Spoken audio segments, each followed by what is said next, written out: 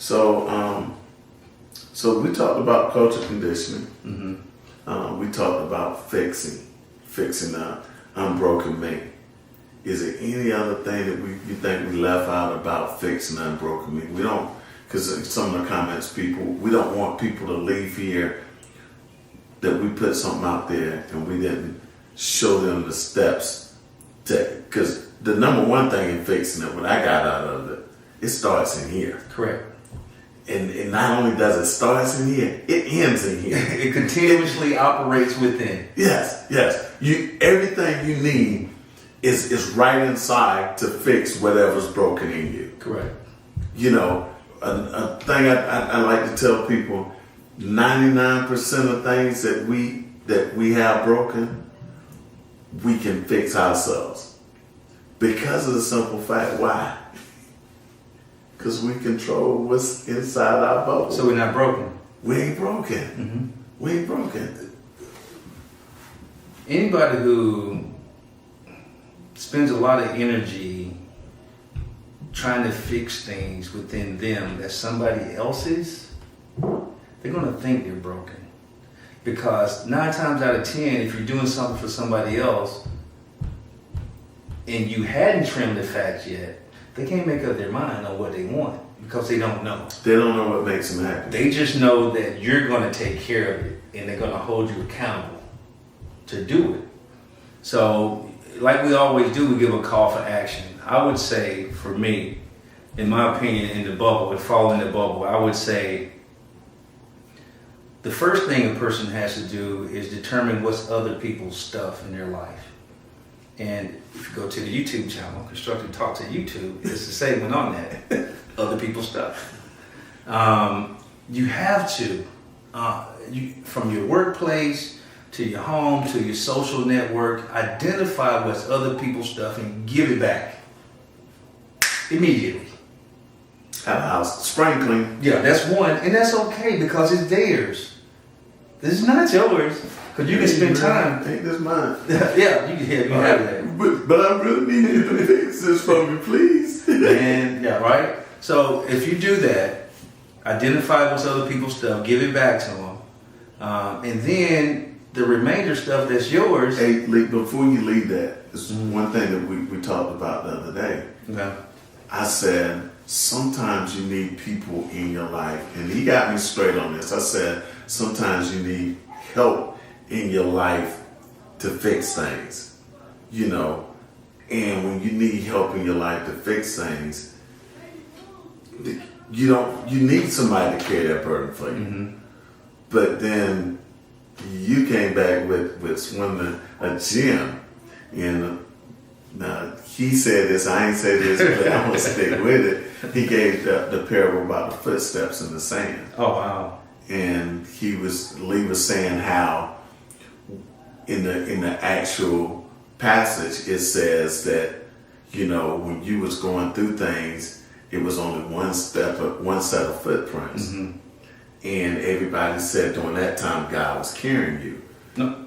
Jesus was carrying you. Okay. But in Lee's version, and I got to agree with this, God is with you during the good times and he's training you and he's shielding you from these things. Mm-hmm. And then once he prepared you, because he said he prepares a table before me. Mm-hmm. So now once he prepared you for these things, now the only way you're going to know that you can pass the test, you're going to have to go through them. Correct. And so now you're going to have to walk alone. Correct. And you're going to have to walk alone and fix those things that you felt was weighing you down. Correct.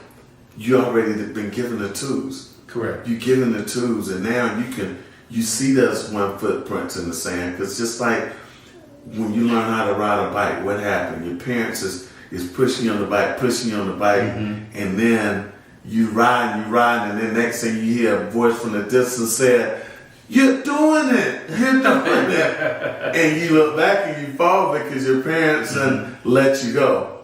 And it's the same thing with the footprints in the sand. And I think I think it's 2 footprints, and then it's 4, and then it's 2. Yes. Right? And I think it was you, and then it was Jesus. Yes. And then it was Jesus carrying you.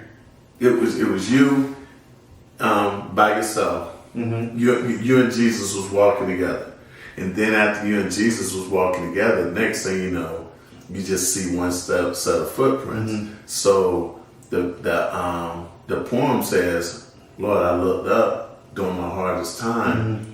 I was walking alone." Correct. And then he said, "No, you wasn't walking alone. I was carrying you." And that was his steps. That was his steps, Okay. carrying you. But then the way you changed it and said, "No, it's the bicycle." So I look at it like this. So it's the 2, the 4, the 2, and the struggle is the 4, I think. And Yes. then the 2 after that. No, would be the struggle is the 2. The 2? Okay. Yeah. And then, Yes. okay, so I didn't read it again, actually. But think about it like this. You're by yourself, and then with 2 prints, and then you have 4 prints as your mentor, your faith, or whoever's in your life that guides you, that you choose it to be. And then the 2 is, hey, you got it. Go get it.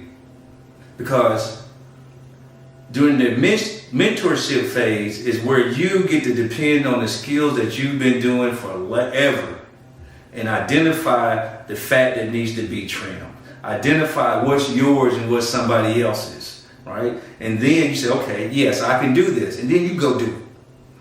Baby steps, right? Itty bitty steps in the sand, do it. And then you can always go back to your mentor, your faith, with the 4 footprints.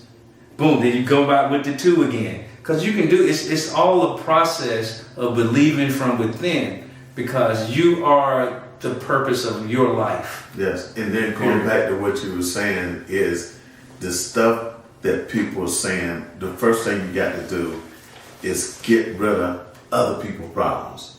No, we're not going to call it problems. Other people's stuff. Other people's stuff. Because it might be some good stuff, but they just dump it on you to do it. So you get rid of other people's stuff. Get it back.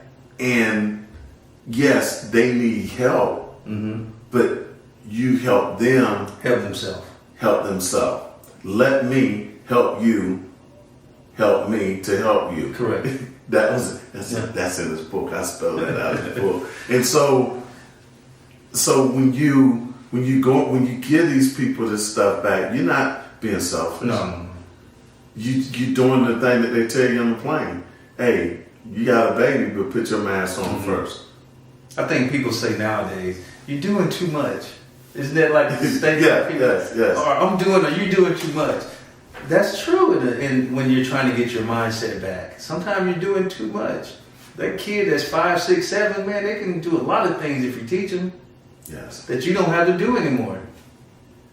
Right? So. Give a man a fish to eat for a day. Yeah. Teach him how to fish, eat for a lifetime. Yeah. So give him the fishing pole. Yeah. That's his fishing pole. Mm-hmm. That's my pole, Paul. So as early as possible, understanding that you have the authority in your life to make your life comfortable and your surroundings comfortable for you to exist is important. For you to exist is important, because without your existence, you can't help anybody else, I don't think. No. I think that's kind of impossible. So, hey, y'all, we enjoyed y'all today.